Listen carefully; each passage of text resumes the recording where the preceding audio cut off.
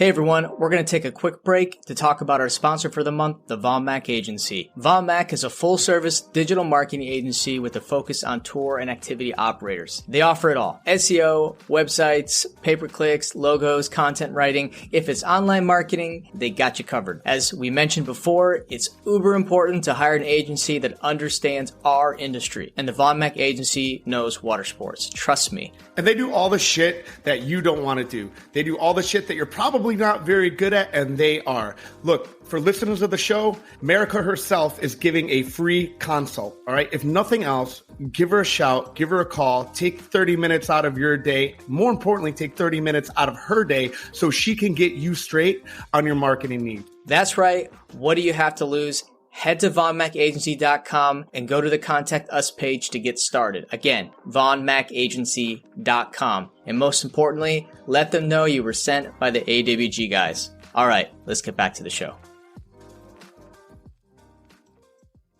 Hey everyone, and welcome to episode 103 of the Awkward Watersport Guys podcast. On today's show, we have two special guests with us, and we'll be talking about the hurricane recover in South Florida. For you that don't know, that have been living in a box, there was two special guests. I'm not a special guest, dude. Like, am I? No, we got another Kevin here, and all of a sudden here I'm not. Oh, I'm a host.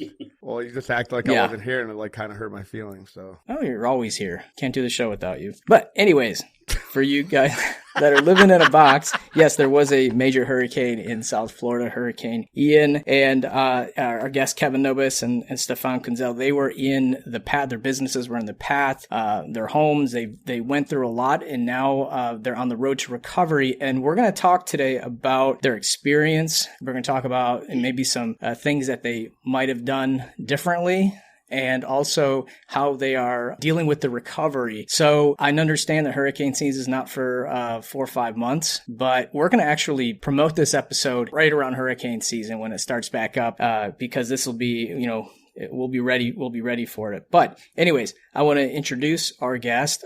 We first have Kevin Nobis. He is the co-owner of Bonita Jet Skis and Parasail. Kevin, welcome back to the show. You're a return guest. Hey, thanks, Greg. Thanks, Kevin. And we also have Stefan Kuenzel, who's first time guest on the show, owner of Kayak Excursions and Marina in Fort Myers. Welcome, Stefan. Thank you, guys. Glad to be here. Hey, man, I want to break the ice real quick.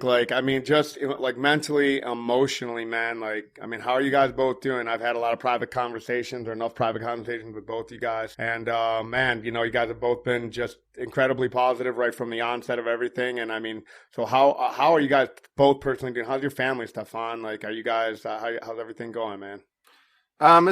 So family wise, they're actually, my wife and kids are up in Maine for the winter. So I go up about once a month for 5-6 days or so to visit. The sort of advantage of that is when I'm here in Florida, it's work every day, all day, 7 days from, 7, 8 a.m. till after dark, usually just getting stuff done. And it's sort of like I can just focus on it. And then when I'm with them up in Maine, I can focus completely on them and not have any distractions. But overall, it's, I sort of tried to stay as positive as possible.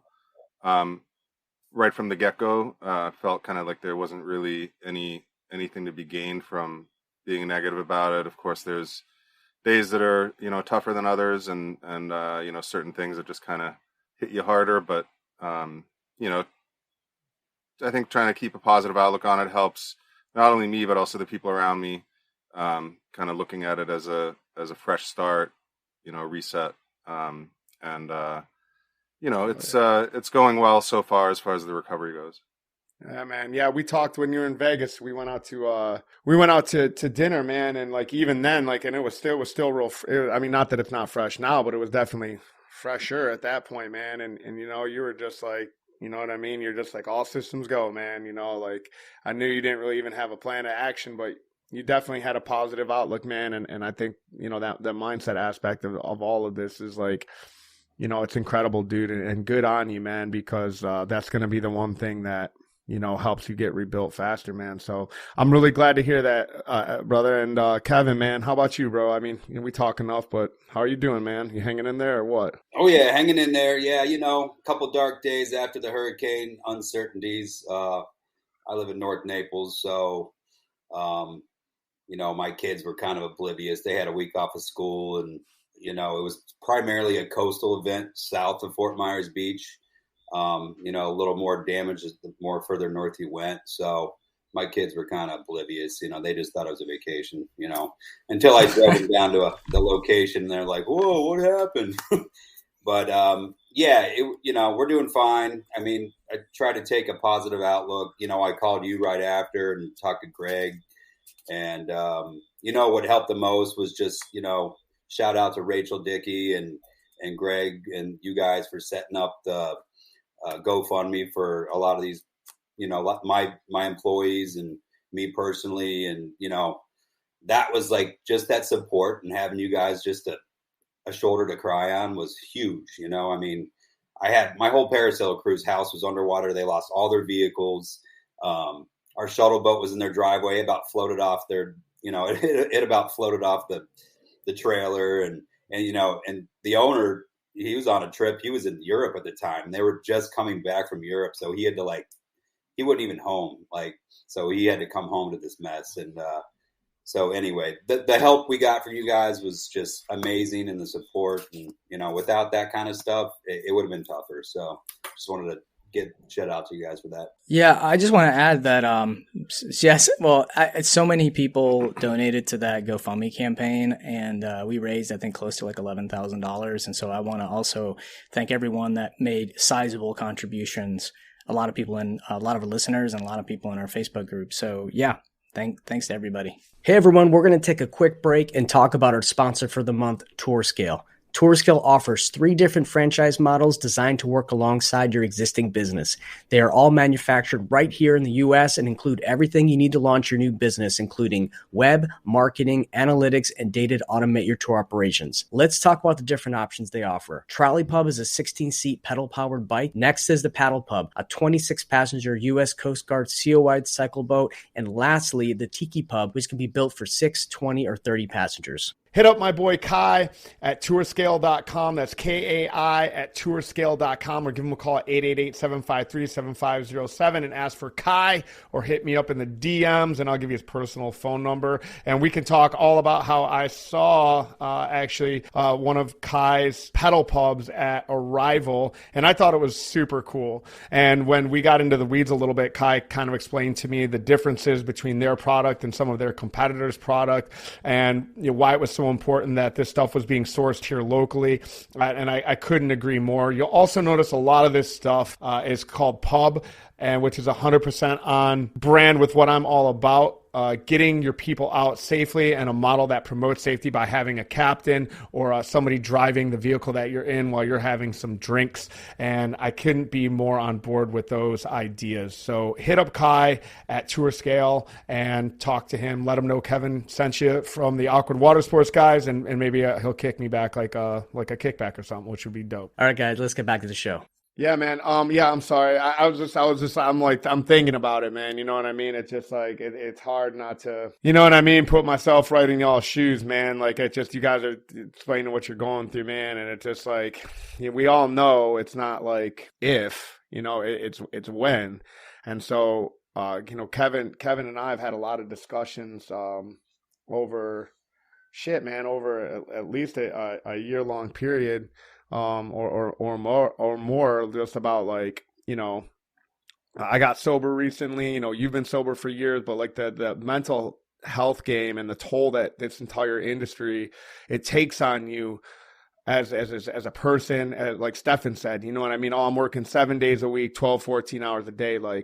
I think that's one of the most difficult and most prevalent parts of this entire industry. I'll talk to somebody and they won't believe me when I say I work 7 days a week. They're like, oh yeah, sure, you work 7 days a week. I'm like, no, man, we never shut down. Water sports goes 7 days a week, like Christmas morning. water sports. You know what I mean? Like those seasonal times when we make our money. So to see y'all go through something like this, man, to see your guys' spirits like up and triumphant and getting through, and you know what I mean? Like Stefan, to be a part of, from your family, man. Like I just, it's like I would say like, oh, my heart goes out to you guys or something like that. But I mean, I'm not worried because I know you guys aren't worried because you guys are tenacious and are gonna 100% come back from this and come back better. So with that said, I mean, like, what's the all overall state of the area as compared to back when it hit back in, was it October that it hit? September. Yeah, September 28th. September. I knew it was like it was 10th inning, man. So what's it look like compared to when it made landfall? Would you say like 1 to 10 as far as coming back? Where I am, I'm basically right at the northern end of Fort Myers Beach. And that's one of the areas where you saw a lot of news footage right after the storm, like the image of the sport fish, the 55-foot sport fish sitting on top of the white Suburban. That boat was tied up at my marina and ended up across the street from my marina. So like NBC News had my whole parking lot full of their like satellite trucks, and they kind of used that as a home base. So when I was up in Maine during the storm, came down right after, and when I got here, it was just, I'd seen pictures, but it was, I mean, you couldn't even believe it. It was just like devastating, heart-wrenching, and pictures just didn't do it justice at all. And then, like I said, we've just been hustling, getting, cleaning up, rebuilding as much as possible. A lot of it's just, working on the docks, working, little projects. But I would say in this area immediately, we're probably like 50% back. They've had a crew here. We've got a big area of mangroves right across the street. A bunch of the boats from the marina ended up in there, floated across, and along with a lot of debris. And they had this crew of probably like 100 guys that have been in there for the past month and a half, just trudging through the mangroves, pulling everything out to the road. And then they have the debris trucks come through and pick it up. So they've literally gotten rid of all the, stuff in the mangroves, other than there's a couple of bigger boats left that they're going to have to either cut up or drag out or whatever. But where we are, a lot of stuff's closed in our immediate area, but you can drive like 2 miles inland from here and everything's pretty much open back to, somewhat normal stores and all that stuff. So, it's the, immediately along the shore, along the coastline that really is still struggling the most. Did they say that this was the costliest hurricane ever in Florida? Did I hear that? Yeah. I'm not sure. Wow. Yeah, it's on like record. It's right up there, man. It's like up there with Katrina. It's like it's one of the most devastating storms, man. Big Cab, bro. What's shaking? I mean, I know we've talked personally, but give me an update.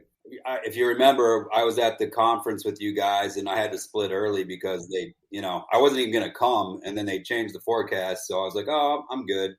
So then, went to the conference for day one, and then they changed the forecast again after the first day of the conference. I'm like, oh man, I got to go.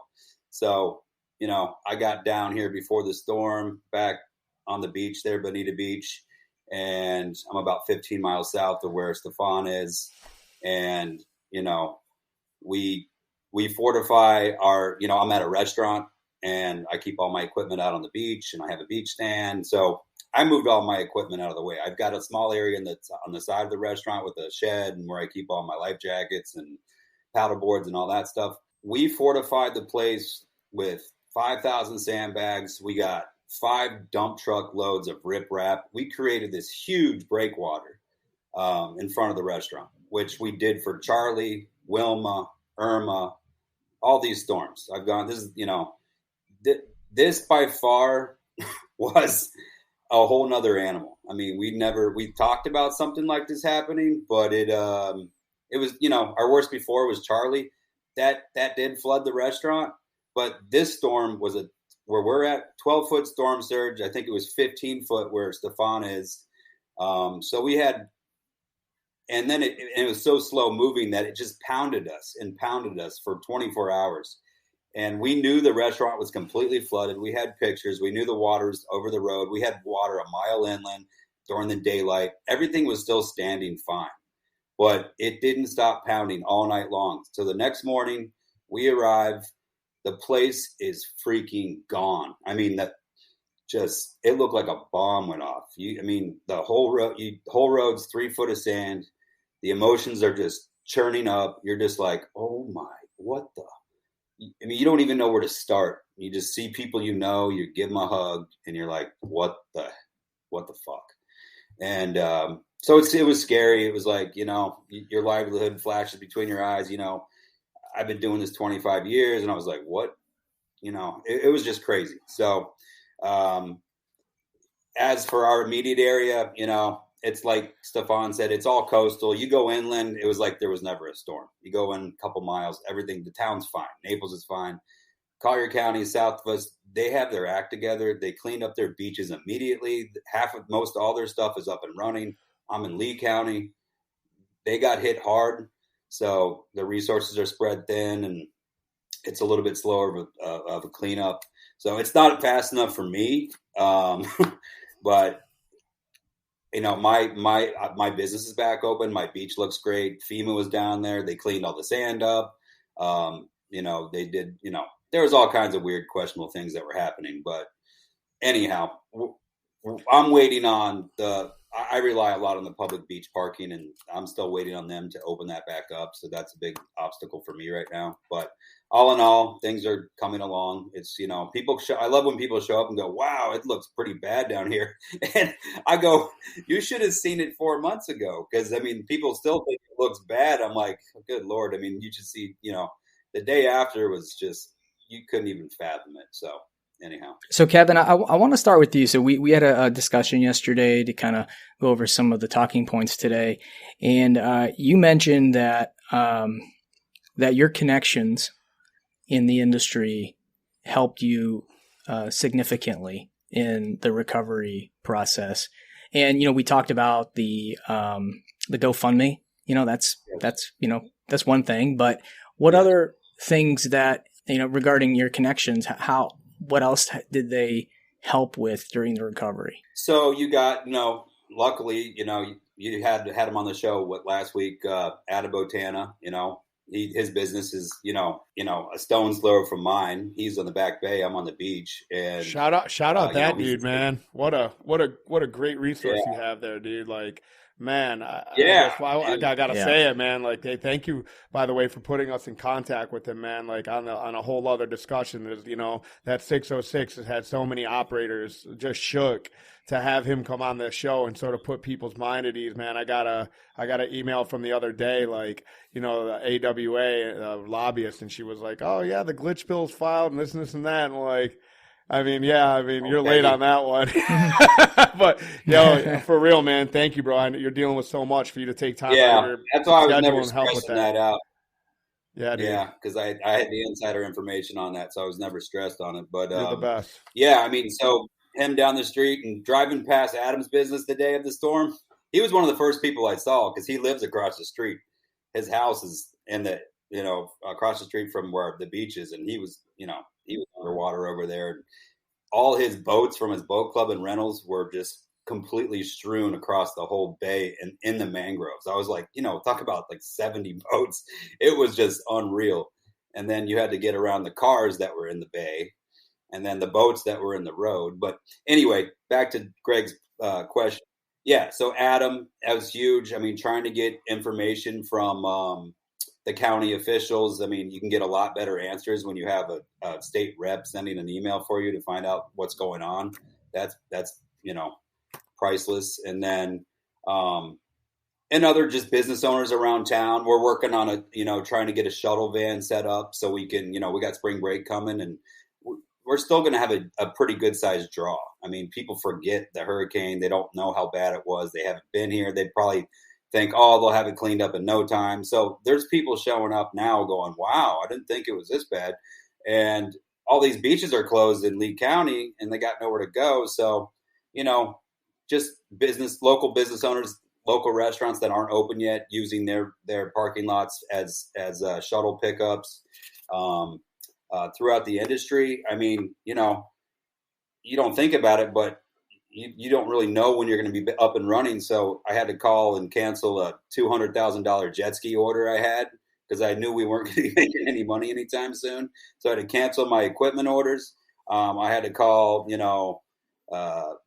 our insurance company and say, hey, we're not in business here. Can you do anything for us? I mean, they put a 30-day pause on our policy. So that's all we got, 30 days. We weren't open for a lot longer than that, but it is what it is.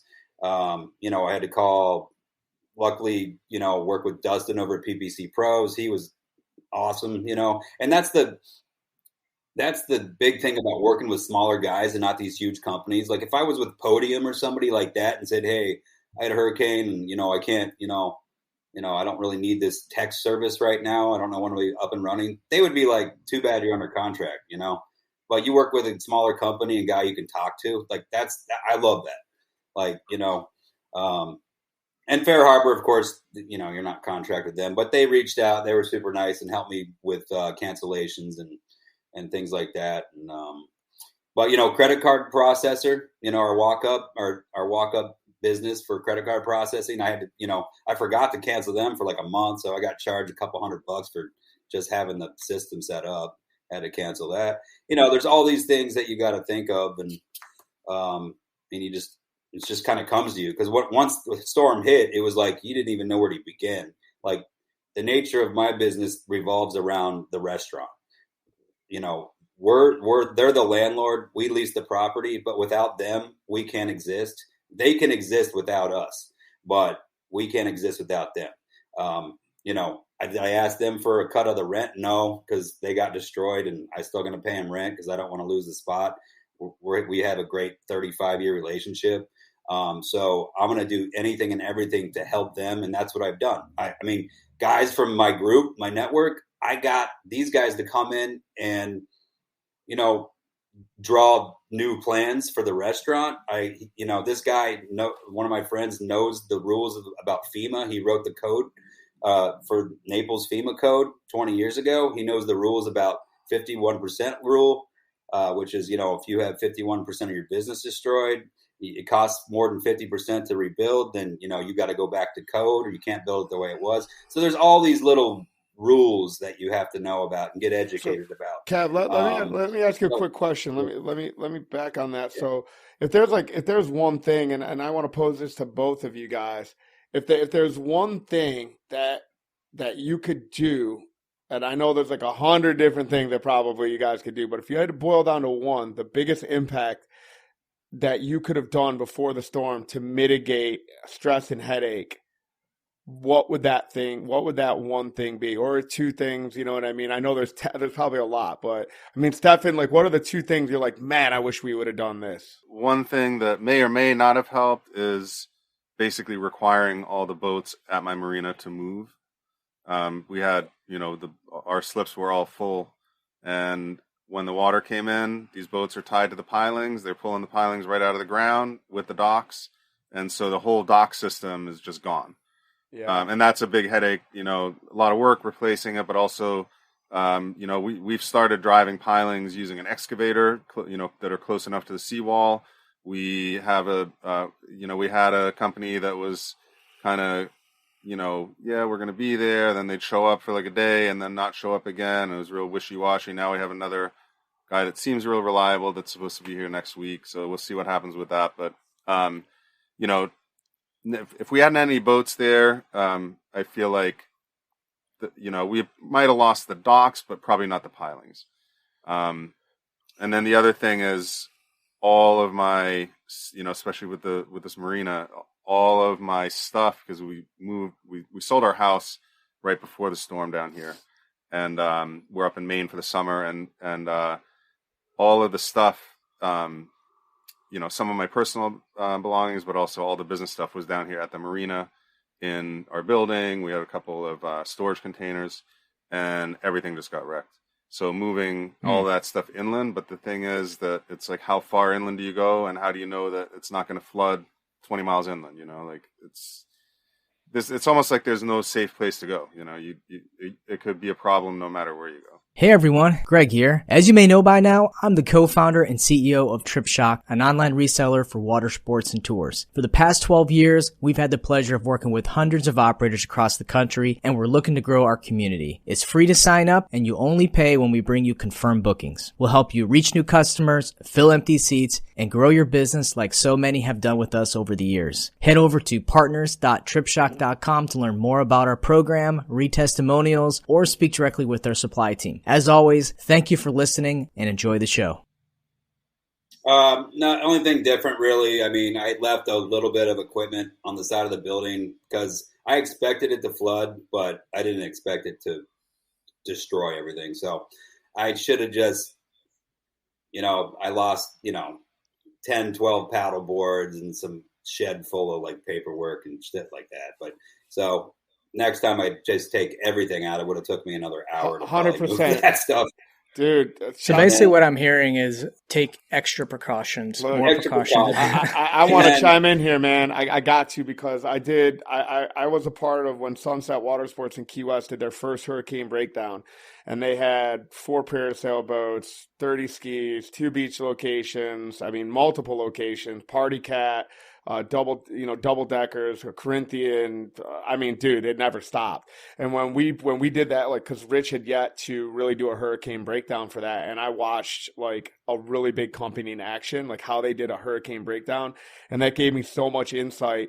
Like some of the guys down here, I mean, it was insane, dude. Like my buddy every year, he'll post a picture, like the whole yard, it was packed in so tight. They drove in like hurricane rebar into the cement in the ground. So in that lot, so like PVC with a rebar through it, so they could strap down like anything they had to strap down straight to the ground. So what I learned and it was like to a much lesser extent what y'all had was I think it was Sally we had here, but I mean like we pulled everything, and then I saw 2 of my friends are operators. I saw 3 operators like leave their stuff in the water. I'm like, are you guys nuts? I'm like, why are it should be fine. It's only a 1. And I'm like, okay, dude, like tropical storm, loud fart. You know what I mean? I'm like, all right, roll it up, guys. Like, we pride ourselves on like how fast we can do a breakdown. You know what I mean? Pulling everything out of the water, strapping everything down. Like, we got big winds coming in. All right, we want spring lines. We want 4 points of contact and then 2 to the middle of the boat. Like, I mean, like everything, like high winds. Like, man, I can't echo that. When Stephanie said that, like, it just made me cringe. Like the marina that we were at was like everybody, if there's anything, a tropical storm or more coming, every boat needs to get pulled out of here. We don't care what you guys do, because I mean, that's nuts, dude. I can't believe they allowed I mean, we've seen boats in South Florida. They'll like leave the entire area and take that area and move it up the coast or something like that, because they know, but it's the private boat ownership and they're paying X amount of dollars and they think, yeah, I'm just gonna leave my boat in and it's gonna be great. But yeah, man, I mean, every last thing, dude. I had 1 dock box that I forgot down there. It had life jackets in it and gas cans, and I came back and it was all like built up. It blew the dock box apart, obviously, and everything was scattered up and down the beach. But I mean, yeah, dude, Kevin or Stefan, we take our stuff. We have a shop, like we do have a shop inland that's not in a major flood zone. I mean, you guys are different geographical location, but yeah, if you guys are listening to this and you're asking yourself like, what do I do for a hurricane breakdown? Pull everything, dude. I don't care if you got to put it in your front yard, dude. I've done that too. I put jet skis and boats in my front yard, literally on my grass. My HOA is like, what are you doing? I'm like, staying in business. That's what I'm doing. So whatever you have to do, dude. I don't care. Put it in your neighbor's driveway if you got to. And to add to that, I do have a storage facility that's a couple miles inland. And I moved all of our vehicles there and stuff. They had 3.5 feet of water there.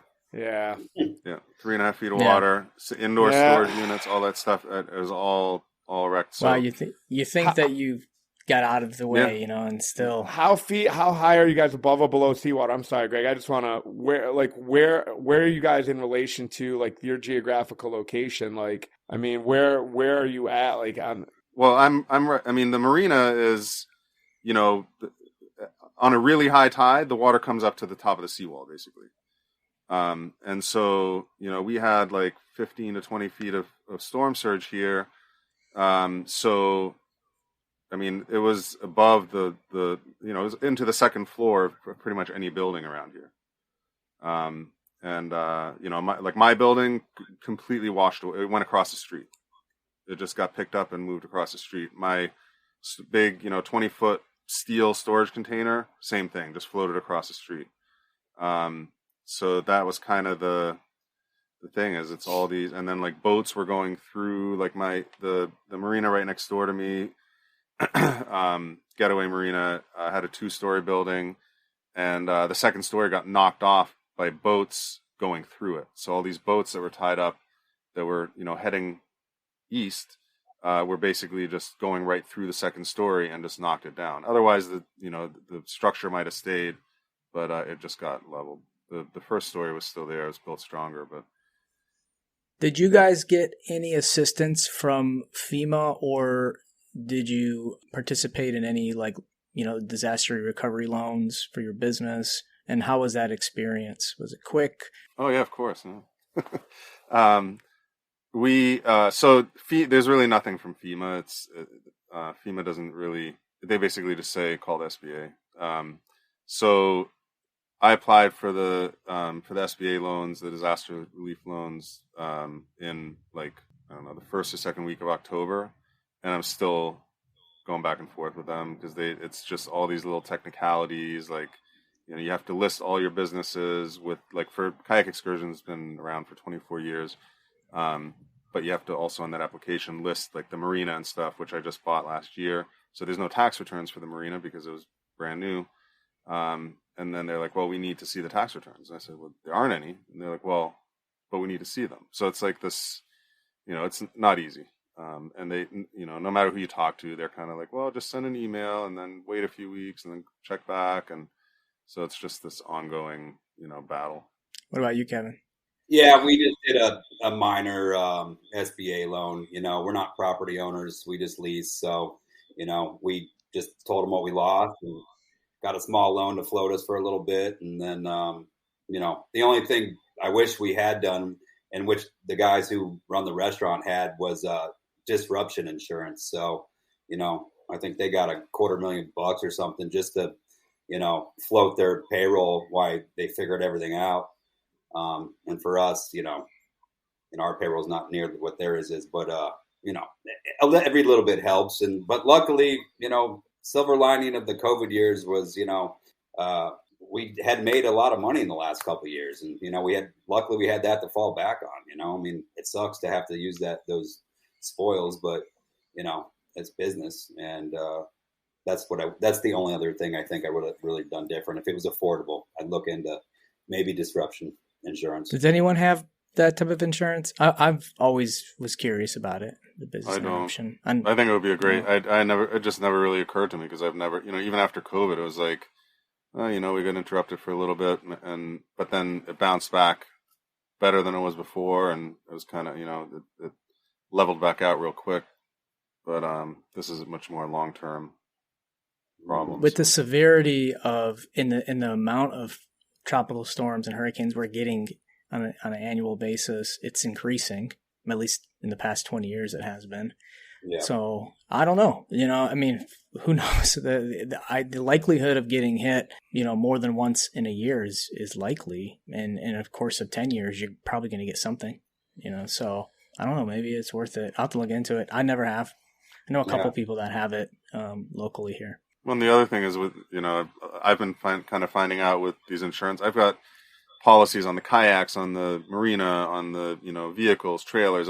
There's 20 different policies, and trying to get any money out of them is like pulling teeth. Every one of them is a fight. So it's kind warranties and insurances. Like, I talk to guys who have hull insurances on the boat, and they're like, "Oh yeah, we put hull insurance on our boat." I'm like, "That's why." You know what I mean? I'm like, that's great, but if you're gonna pull your boat, if you're gonna pull that ski, you're gonna lose all the revenue that you're gonna make from it. So at the end of the day, it's like, unless I have loans on this stuff, I'm never, fucking with commercial hull insurance, man. It's so expensive, man. It's ridiculous. And then you don't use it. But look, guys, man, I just So I want to thank both of you guys for taking the time, man. I know how incredibly busy you guys are. And I mean, for you guys to come on, like share your stories and share the knowledge. We always talk about to have you guys on and talk about after a storm and like what it's like to go through. Man, I'm incredibly blessed to know both of you guys, and I'm just so happy and grateful you guys are part of our community and sharing your stories and this knowledge, because I can't imagine how incredibly hard it's been for the last few months, and we really appreciate you guys being a part of the community, man. Really, thank you. Yeah, thank you. Kevin, I do have one more question before we end the show. Because we don't talk a lot about this, is how did you handle your staff during it? Because obviously I can see some staff leaving the area because they don't have employment. But, what did you tell your staff after the hurricane, and what kind of things did you do to help with retention? I personally that was one of my biggest concerns and biggest challenges. I was actually glad you asked. So right afterward, obviously everyone knew something big happened. I sent a mass text message out to all my guys, got a group text and said, hey, here's the situation. Restaurant destroyed, location destroyed. Going to be a long time before we start renting jet skis again. Anyone who wants to help with the recovery of the property, show up here. We'll get everybody together, and we'll start working. If you don't want to, I understand. No hard feelings, and I'll get in touch with you when we start renting jet skis again. If you want your jobs back, we'll have you back. I just left it at that. I was down to a smaller staff because it was the fall and it's off season, so I have a lot of college guys, and a lot of those guys showed up, and we shoveled, we moved sandbags, we picked up rocks, we threw away debris, and I paid those guys what I'd pay them to do their whatever work for me, but after about a month we kind of started running out of stuff to do, and I had to start saying, all right, I don't know how much longer I can, keep you viable, keep you alive here. So I had to start cutting guys, and, I kept my manager. I think 3 people I kept out of like 15. I've got my mechanic / shop guy, and I can't lose him. I got one of my managers, got to keep her. And I got one guy who's kind of, who I just hired in the spring, who had turned out to be a real asset because he was in construction, and he was tired of it. And so he was doing jet ski tours for me. And then the storm hit, and all of a sudden this guy can drive a Bobcat, and he know how to build this and build that. So I kept him on because he was a skilled laborer. So, it was hard, it was really hard, but, during Christmas break, and as of this week recently, I'm starting to bring a few of these guys back because we're starting to get some more bookings. And so, that kind of sucked because I hate letting people down, and, I want to be able to keep them on and pay them, but, it just comes to the point where the bank account just is down to zero, and you're like, man, I'm sorry, I can't help you, So I don't know. How about you, Stefan? So we actually, I decided right away I didn't want to lay anybody off or force anybody to be laid off. So I basically just went to everybody and said, look, if you have something else, like one of my guys was working at a restaurant, kind of doing both part-time. And I said, look, if they can use you and you can get, you can work there full time, take it. I'll pay you. I'll keep you on same as before and pay you if that's what we have to do. But it would make things easier for me if you can work for them. I don't really need a bunch of staff right now. So he did that. The other 3 that I had stayed on and helped out at the marina. They actually basically came back to work the next day before I was even back in town, and they were going around trying to find our stuff, like our kayaks. We only lost 1 kayak and 1 paddleboard out of like I don't know, 60 or so.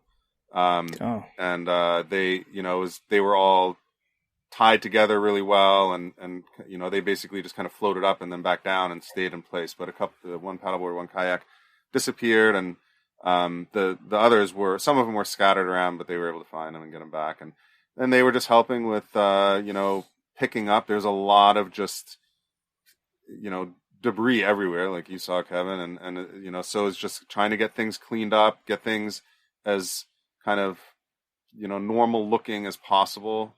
I knew that it would be a while before we'd be able to, send any people out on kayaks and stuff. So their job basically became just kind of helpers around the marina. And I work really closely with the marina next door to us, who actually, the guy that owns that, I bought this one from. And so we kind of do everything together. So when the piling guys come, they're doing both of our marinas. When, we have an excavator come, they do some stuff next door and some stuff on my side. We kind of work really closely together and almost run it like one property. And so they help out. There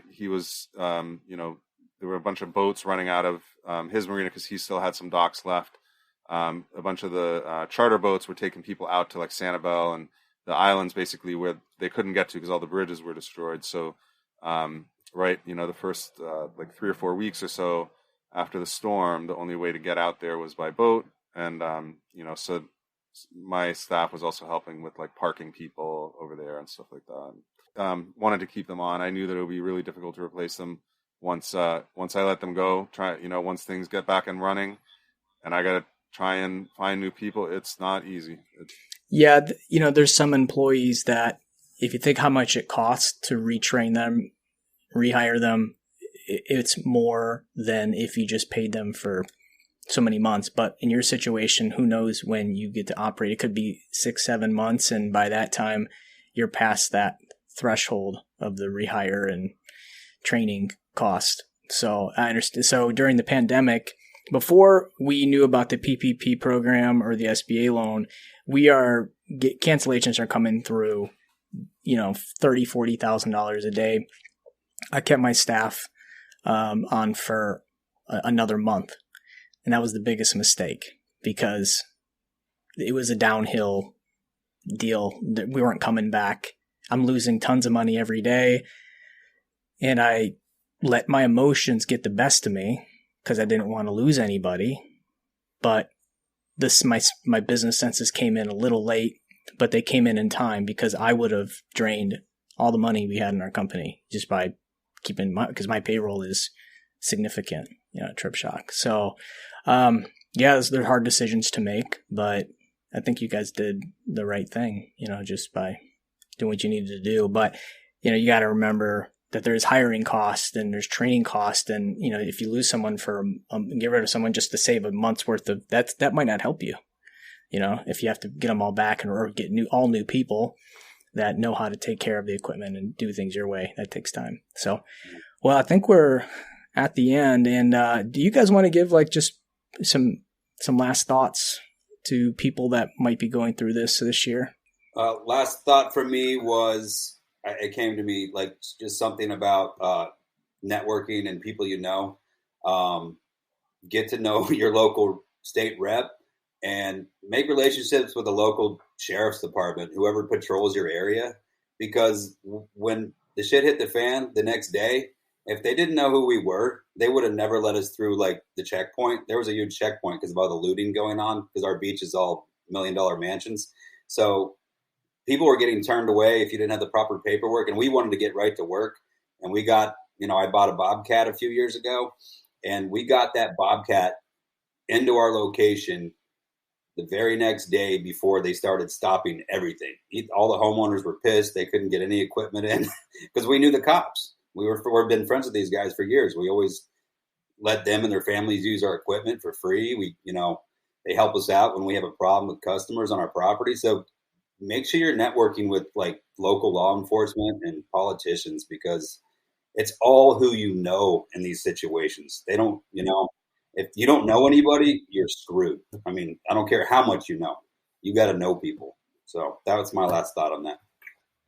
I agree with that. I mean, that's really important. I think, having a plan in place, kind of a worst case scenario plan, and also just being ready to pivot. I mean, you just, when something like this happens, it's not business as usual. It won't be business as usual for a while. So in the meantime, you got to figure out what else can I do to get some revenue going, just come up with other ideas. And if you have stuff already in the pipeline, you're ahead of the game a little. So in big picture, look at the big picture. Like I had a couple down days where I was just focused in on losing money and not making anything. And what am I going to do? And poor me, had a couple poor me days in there. And then I snapped out of that and go, hey, look at the big picture. If you knew that in a 10-year stretch, you were going to have 1 year that was absolute shit, would you still do what you're doing? And yeah, absolutely. It's worth hanging on. It's worth, waiting for that business to come back. It's too good to not. So I just try to keep that positive perspective, stay optimistic. Some days are harder than others, but that's what kept me going. And there was a lot of satisfaction in doing blue collar, hard ass work. I talked to Kevin one day after shoveling sand and putting a fence up, and he's like, man, don't you feel good? Like you got something done today? I'm like, damn right. It was awesome. And yeah, it was actually a little bit. Feel great every day, Kev. Like every day, I'm like, you're gonna feel so good when you clean up that dog shit, man. Like I sell them on it all day long. I'm like, girl, I'm mowing the lawn, taking out the trash. You're gonna feel like good in your heart. My teenager's like, yeah, I don't feel like the same way you did when you were sitting on the couch drinking coffee, watching me do that. I'm like, it's a different, same, but different. You know what I mean?